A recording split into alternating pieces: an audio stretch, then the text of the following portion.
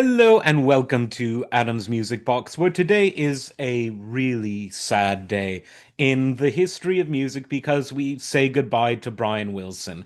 Now, I don't want to focus on the troubles that he had in his life. It's been well documented by many, including himself. I think that he found a measure of peace towards the end, at least before his health appeared to decline in the last sort of year or so, his physical health, that is. But I want to remember Brian Wilson for his great contributions to songwriting, to production, to vocal harmony, to interesting arrangements with interesting instruments, to amazing studio innovations, because all of those things are areas in which Brian Wilson was at the absolute forefront. Now, Brian Wilson was the heart and soul of the Beach Boys. The Beach Boys were a real group and a real band, but the writing, the production, the concepts, that was Brian Wilson. Without Brian Wilson, there would be no Beach Boys. So if you love the Beach Boys, as so many millions of people around the world do, it means you love the musicality of Brian Wilson. Now, Brian Wilson helped to invent several styles of music, all within a number of years. In the early 60s, he combined the sensibilities of the very new genre of surf guitar, combined it with really sophisticated but pure harmonies, and created this California cool beach sound. Jan and Dean, you have to give them props as well, but Brian Wilson took it further musically than anyone else and higher on the pop charts. He entered the world in an early 60s era where the single was king, and single after single, each one unique, but each one bearing that instantaneously recognizable Beach Boys sound, were absolutely beloved. And if you wonder why compilation albums from the era of singles remain very popular, it's because they had so many singles that none of them were filler. Even the B-sides were better than most people's A-sides. But not content with that, the Beach Boys also helped transform pop music from a singles-based art form to an album-based art form.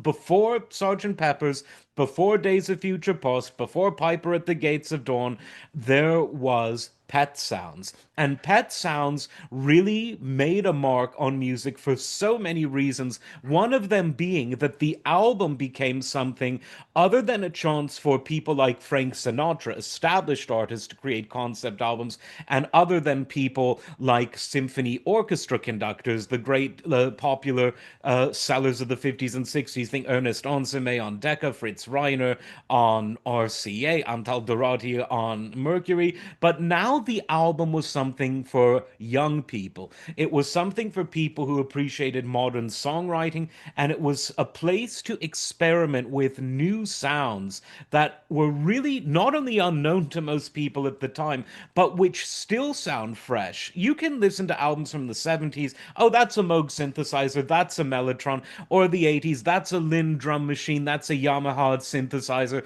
But some of the interesting sounds that Wilson produced using instruments like the theremin, the organ, various electric pianos, accordions, brass instruments, he was able to use studio techniques to make them sound very different than the way they sound in their organic state. And the songwriting on Pet sounds absolutely gorgeous. There's a it sort of it sits thematically at that intersection of youthful innocence and yet hinting at a world where the people who were kids in the early 60s became the adults of an era shaped by Vietnam and political assassinations and riots. Not that anyone today would know anything about that stuff, but there you go. Throughout the late 60s, Wilson continued to write. His Smile project was fraught with difficulties in the production stage, but the stuff that came out of it was still really, really good. And of course, in the 70s, Wilson he withdrew from the road and became a studio composer essentially. So while the rest of the band would go on the road, Brian Wilson, much like what the Beatles or Steely Dan did, restricted himself to the studio, but still came up with great stuff. And then, of course, he went back on the road and in various incarnations of the Beach Boys, or as a solo artist, often playing with other members of the band from the heyday, he's been a presence throughout music. But it is, of course, that '60s era that defines the Beach Boys, or I should say, more apparently, the Beach Boys define the '60s. And I actually think this will be controversial that in 50 years' time, when the Rolling Stones and the Beatles and other bands like that sound a bit dated, there's something about the Beach Boys that will remain fresh because the combination of that ultimate human expression of music without instruments, vocal harmony. That's something that will continue to impress people, whether it's in the age of AI or in the age of whatever else comes next. Musk and Trump in space, making space music, you never know. And the combination of that with his futuristic sounds that, like I said, still sound ahead of their time because you can't really place them. The interesting way he manipulated the sounds of instruments is, again, much harder to sort of classify than any of the other modern instruments from subsequent decades. Again, your Moog synthesizers, your Mellotrons, all the rest of it, your drum machines, your Simmons drum pads. So he was a true innovator, and he did all of this, like I said, a great, great songwriter, one of the greats of all time. And it's sad that a lot of his life was surrendered to substance and to medical quackery and to legal substances that really are more dangerous than the so-called recreational ones. But in any case, he was a genius, tormented by the world in some ways, tormented by what some would call an abusive father. Always had an interesting relationship with his brothers Carl and Dennis, both of whom he outlived. Carl with the angelic voice, Dennis, who actually was the beach boy. He was the only one who was a really good surfer in the band. He died at sea. Imagine that. Again, fate loves irony, or so they say.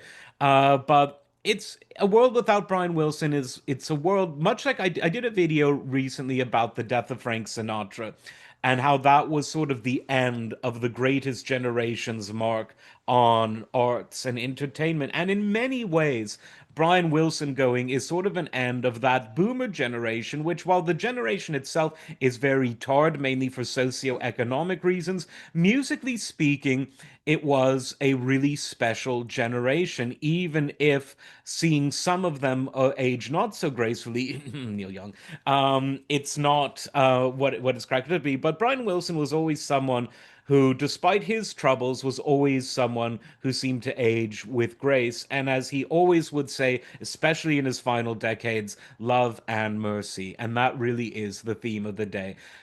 God rest Brian Wilson. He's huge. And the Beach Boys, I think, will always be huge around the world. It's an irresistible sound that pure talent amid struggle was capable of creating.